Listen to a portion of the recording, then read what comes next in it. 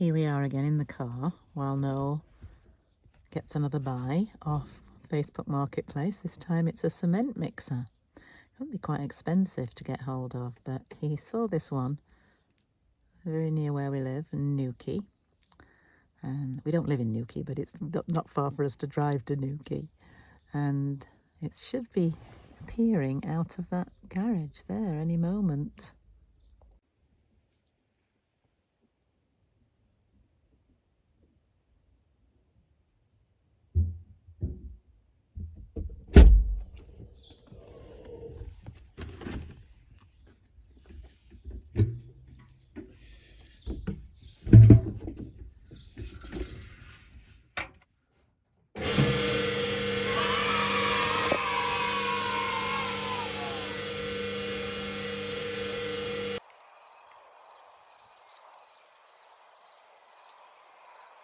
So Noel was driving up the ramp back onto the ferry to come home to England, and his phone pinged. It was Kerry Council saying that they would be in touch shortly. Recap: Noel had spent the last 2 or 3 weeks just waiting and making mud beakers, just trying to kill time because he couldn't make a start. Somebody said, rightly so, I thought you couldn't begin any work until you'd had the inspector out, and that's quite right. So his hands were tied, he was sitting around a lot and thought, I just need to get home to have a shower, get properly cleaned, have a good meal, touch base with family. And yeah, that's when Kerry Council decided to get in touch. They suggested the following Tuesday, which would mean literally he had to get back in the car, turn around. So he said, I can't do that, can't make that, I'm afraid. Can you do it the week after? Can you just put it back a week? And they said, we'll be in touch with you next week. Literally, he had arrived back, opened the caravan door, put the kettle on, and his phone pinged again. It was Kerry Council to say, sorry, it won't be this week, we'll be in touch next week. So he could have had an extra week at home. It was awful weather, turned really cold, rained non-stop. I think Saturday was probably the lowest point because he could not leave the caravan even to walk to the house because your clothes get drenched and there's no way of getting them clean. And to top it all, he got poorly. He got a tummy bug and just, not nice when you don't have running water and you need the toilet in the middle of the night and you have to face it the next morning and there's no flush and you've got to deal with it all. Too much information, I know, but just to point out that it's not easy. It's not easy, but you can't complain, can't complain because it's the chance of the lifetime thing. And anyway, there is good news. There is good news because Kerry Council have been in touch and said, yes, get on with the well. The well company have already been out. They've given him a quote. They've looked at the place, and I think I mentioned that in the last video. And yeah, the council said, don't worry about that, just get on with it. So that's good news. And as I speak now, Dowsing Jim should be arriving. I think it was just about 3 o'clock he was meant to be here. It's probably about 3:15 now. So they'll be getting going with the dowsing rods. Now this is what is so remarkable, that we already have some dowsing rods there. We'd already started dowsing when we first arrived at the house. And I don't think I've mentioned this much on the video before because I thought, we don't want to seem as if we're really weird. Yeah, I've got footage of us doing some dowsing. And it's fascinating that a company, the company that's doing the well, that's going to be drilling, is established, I think they work all over Ireland. They've been established for 70 years, big company. And they're still using those primitive, ancient engineering methods to determine where to find water, Noel has already had the rods out before Jim arrives to see where he thinks might be a good place. So this is my special rock that I'm putting down and placing that. That's my prediction for finding water. Let's see how well I've done. Roy's here to help. Here you are. There you go. Now what's interesting is that about a year ago, Noel's brother went out to Ireland. They went out together, and Mick saw the house for the first time. And Noel got the rods out then and started talking about the dowsing, and Mick, just thought it was all a little bit, I don't know, folklore, superstition kind of thing, because he's really logical and rational. And Noel said, you've got to just do it. You can't explain it. You won't be convinced by anyone explaining. You have to experience it for yourself. So Mick got hold of the rods, loosely in the hands, just holding them, and then started walking towards where we knew the old well had been. So it's likely that we knew that where water would be. I mean, I'm saying I wasn't there, but he was walking. This is just what Noel told me happened. Walking with the rods, and sure enough, when they got to the place where there would be water, the rods crossed. Mick just couldn't believe it. He was astonished because he said, I'm not moving the rods, I'm not doing anything. How is that happening? So it's truly remarkable and, fascinating stuff. Right.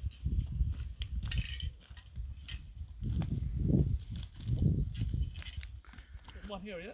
Is there? Yeah. You can do it. I guess so. Yeah. And what about you? Right, come away now.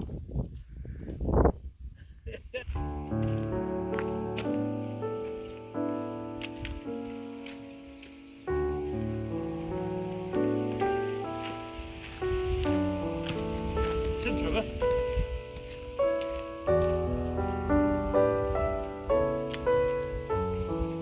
I like this.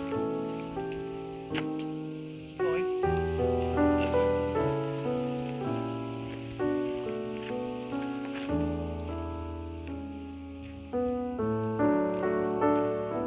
There's one also coming this way. So there's two of them crossing here.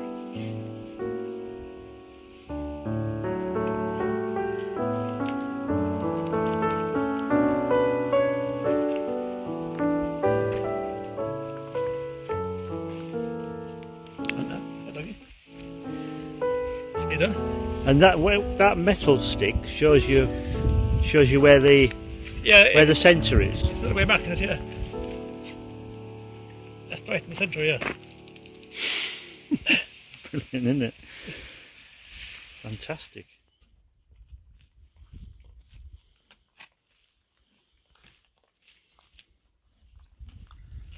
Noel is still collecting water from Maggie's house, from her well out there, and this time he found he wasn't alone. There are some horses grazing. Beautiful animals.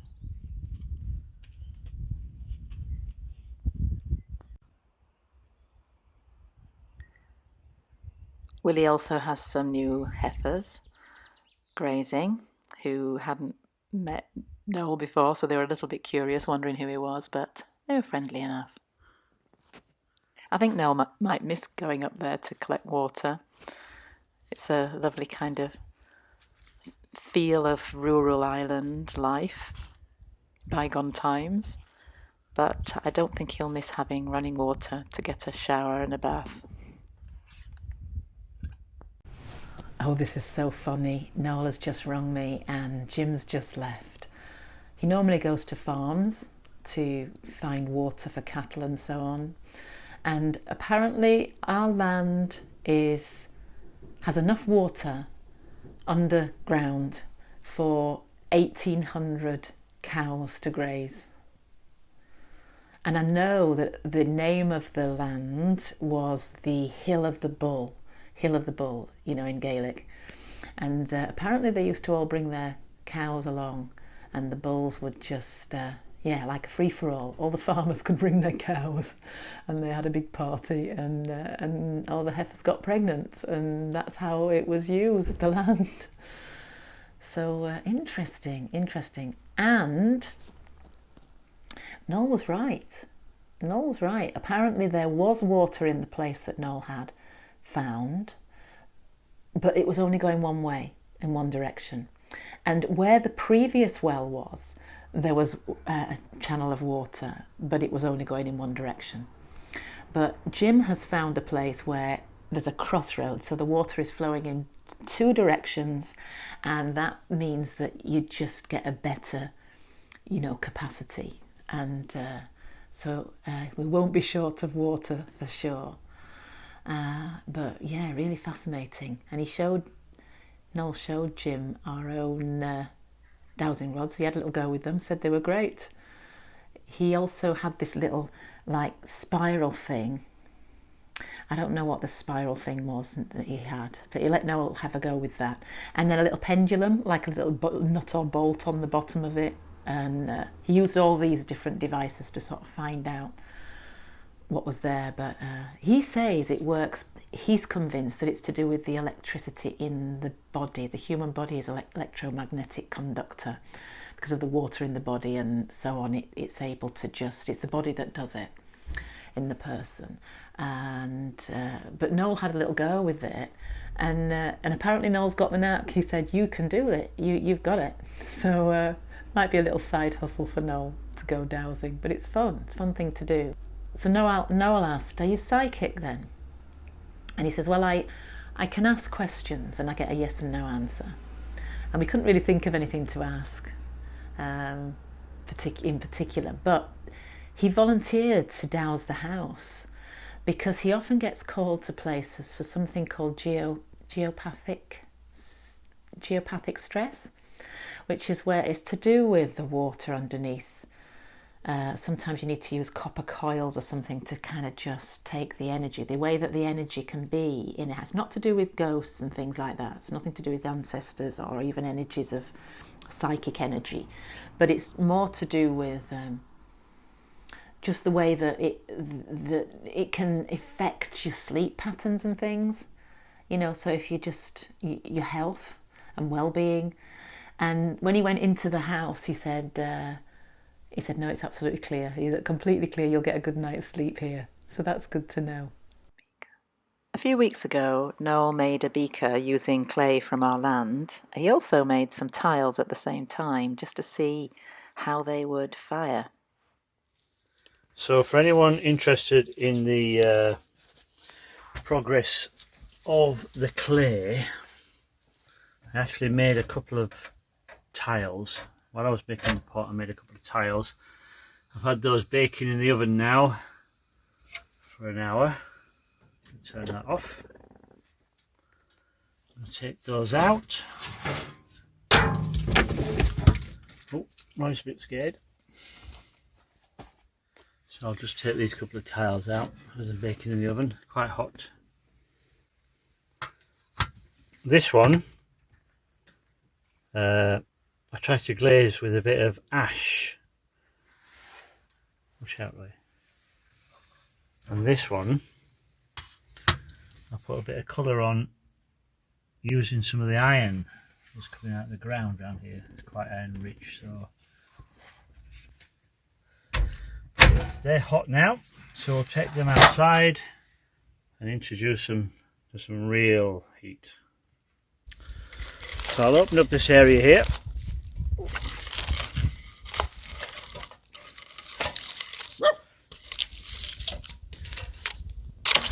You see down there's some nice red embers. I'm going to take these tiles,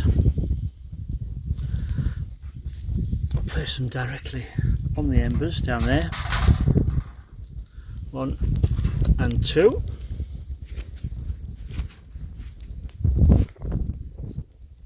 This is all very experimental as usual. I'm going to put that log back on there, seal it in, put some fresh wood on there, try and seal it, get some heat going in the heart there. So we'll stack some logs on there.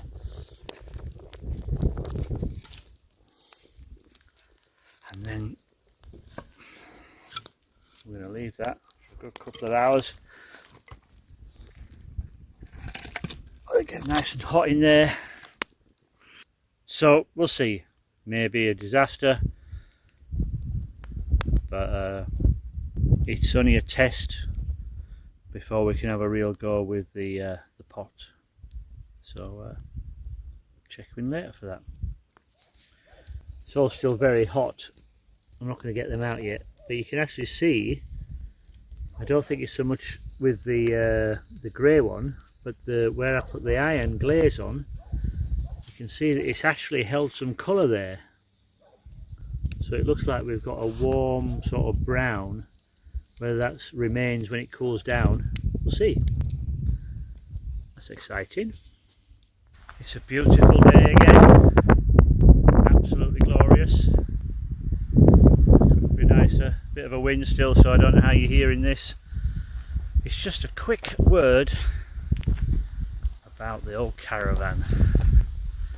My trusty old faithful caravan. There we go. Been a good little companion. It's treated us well, hasn't it, Roy? But I'm just starting to feel a bit cramped now. The more time I spend here,